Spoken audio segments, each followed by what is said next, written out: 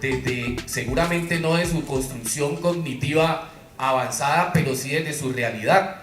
Y esa realidad es un elemento clave para ello.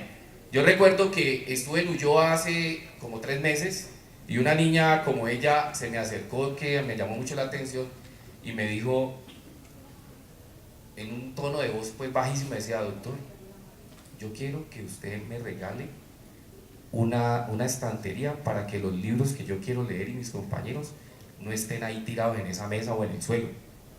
Entonces yo me quedé aterrado cuando ella me habló de esa forma, y ahí ella está participando, y está participando desde una necesidad, ¿sí? Como tal. Entonces los niños también pueden participar de las decisiones, lo que pasa es que hay que generar los espacios para ello, ¿sí? Desde ahí yo creo que la educación rural debe responder a eso, a qué se quiere en la ruralidad, qué se tiene en la ruralidad, y desde ahí la educación generar un espacio de construcción colectiva. Y ahí viene la tarea que tenemos nosotros como maestros, que pienso yo pues es la única, y sobre todo yo soy bachiller pedagógico, en esa época era así, pero luego por decisiones de la vida estudié ingeniería agronómica y finalmente volví a la escuela, me presenté a un concurso y quedé en una institución agrícola, ¿sí? Una concentración agrícola, y cuando me paré ahí en ese escenario yo dije, bueno, ya sí, yo fui bachiller pedagógico por estar en Guacarí, normal, de Guacarí ustedes saben lo que significa, y me hice una pregunta: ¿qué debo hacer para estar aquí? Cuando gané el concurso, y la respuesta que obtuve fue aprender de pedagogía, porque por más ingeniero que sea, si no tengo pedagogía, eso no tendría sentido, ¿sí? Y esa es la otra premisa donde yo quiero hablar, y es que el elemento clave para reconocer todas estas acciones desde la incidencia de la educación en el desarrollo pasa por la pedagogía. ¿Cómo entiendo yo esa pedagogía ahí? En el sentido de que inicio con una pregunta, lo decía en el primer preforo, y es: ¿quién es que aprende? ¿Sí?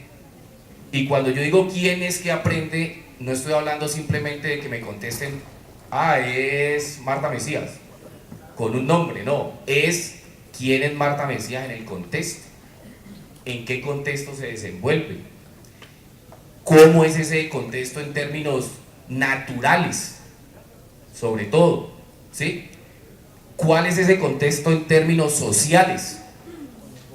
¿Y cuál, o social, y cuál es ese contexto en términos cultural? Porque desde ahí es que yo podré proyectar una acción pedagógica, ¿sí? Porque estoy reconociendo quién es el sujeto que está aprendiendo, porque ese es el otro tema, ¿no? El sujeto, no estoy hablando de un objeto, ¿sí? Porque un objeto es un computador al que yo le puedo meter una cantidad de información que quiera, pero a un sujeto yo le estoy entregando una información que para él tiene que tener sentido, y ese sentido lo encuentra cuando quien le está entregando una información se la aterriza, y entonces él dice, ah, la otra pregunta que debe responder la pedagogía es: ¿para qué aprende ese sujeto? ¿Para estar en lo rural? ¿Para estar en la ruralidad plana o de montaña o de ladera? ¿O para venirse a la ciudad? ¿Sí?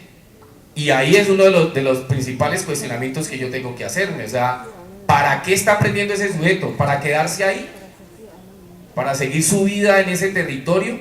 ¿O para irse temporal o definitivamente a la ciudad? Habría que preguntarse eso. Y luego viene otra pregunta, es ¿cómo aprende ese sujeto?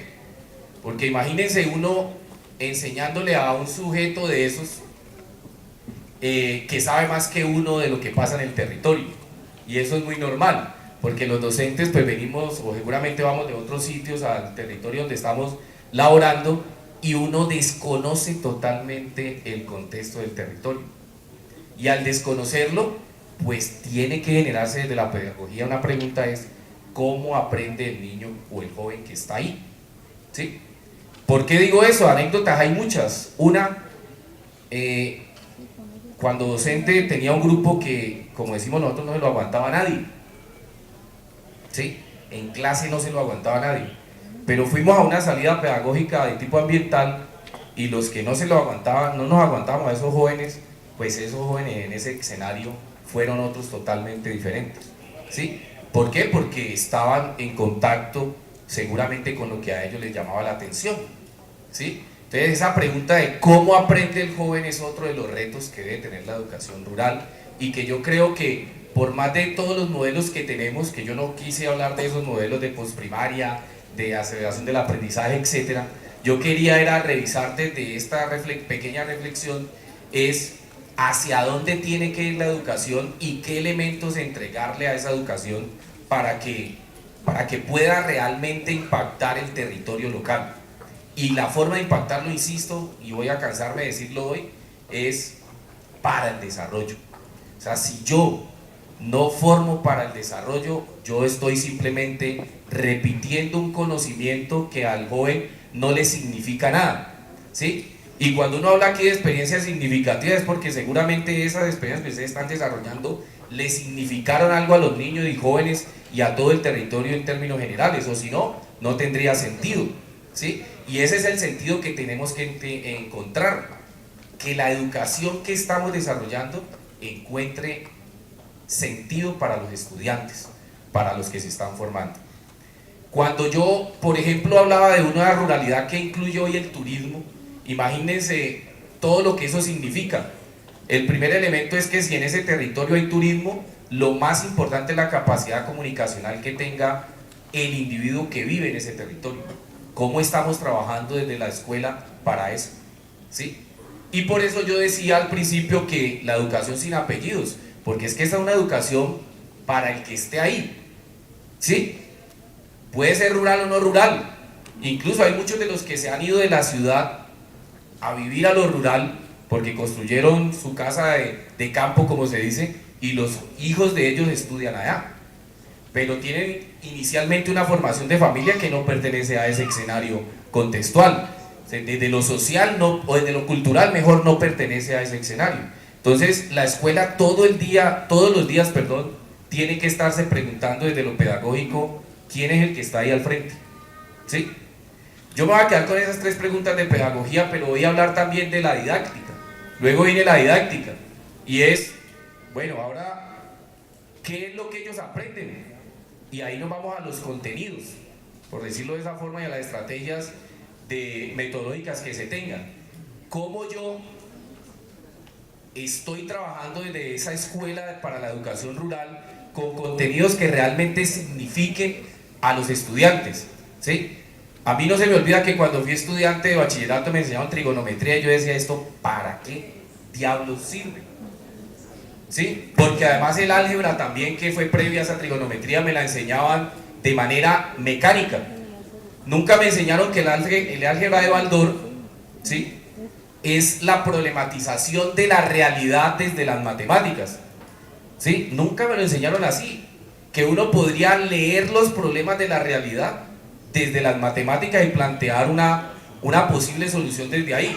No, a mí me enseñaban A más B igual a C y póngale número a eso y respuesta, ¿sí? Solo en la universidad, cuando estudié ingeniería agronómica, me di cuenta que la trigonometría me servía para medir áreas, ¿sí? Para medir áreas, para medir espacios, ¿sí?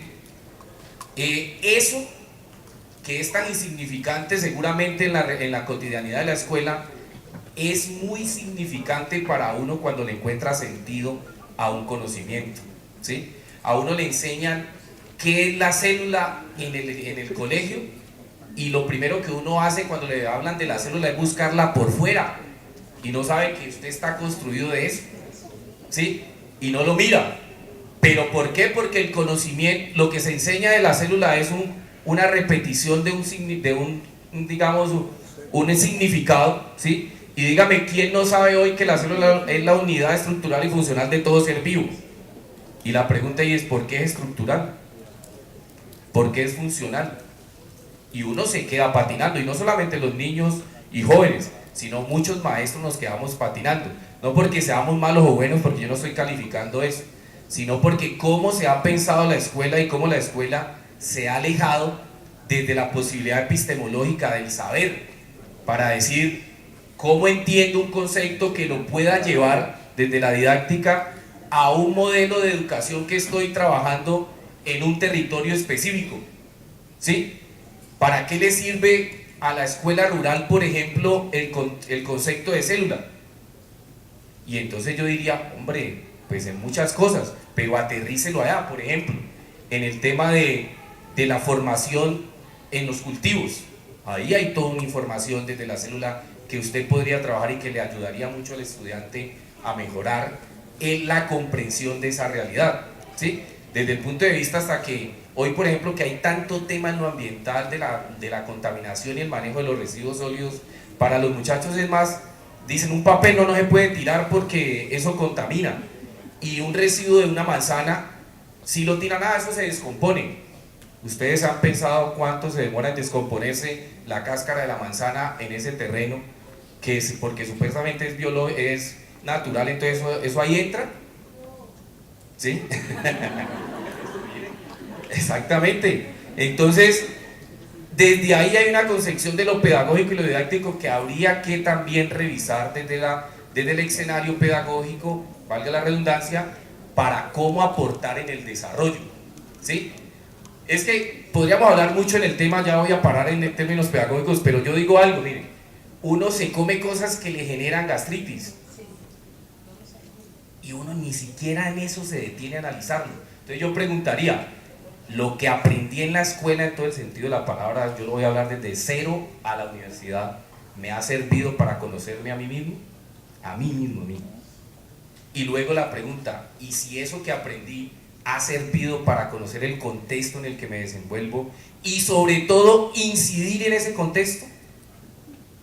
Que es la pregunta a la que teníamos que llegar aquí finalmente. O sea, ¿cómo la educación me está generando a mi posibilidad de incidir en el otro? De formarme como individuo, pero de ser capaz de incidir en el otro. De cambiar el mundo, pero no el mundo entero, sino mi mundo.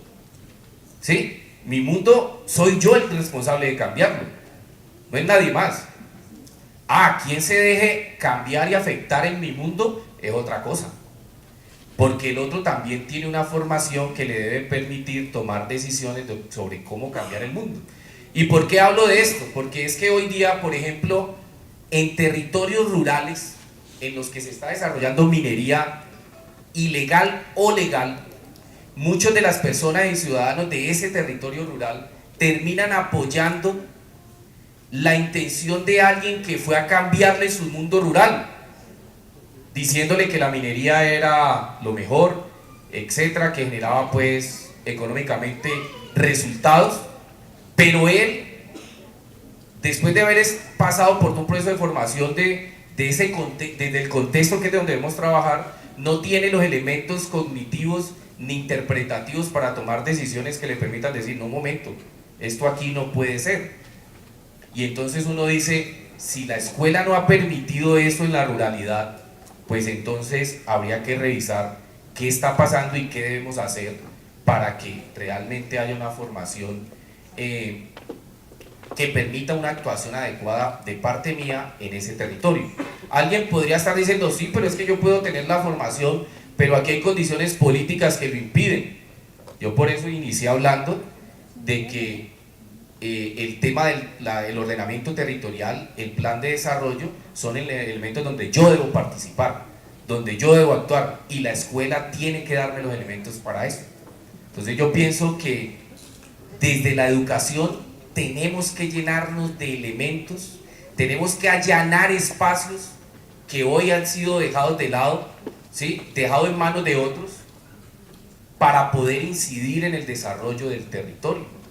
¿Sí? Si no lo hacemos, entonces estamos realmente equivocando el camino para la educación rural, porque es que hoy quien toma las decisiones en lo rural son los citadinos, totalmente, desde cualquier punto de vista.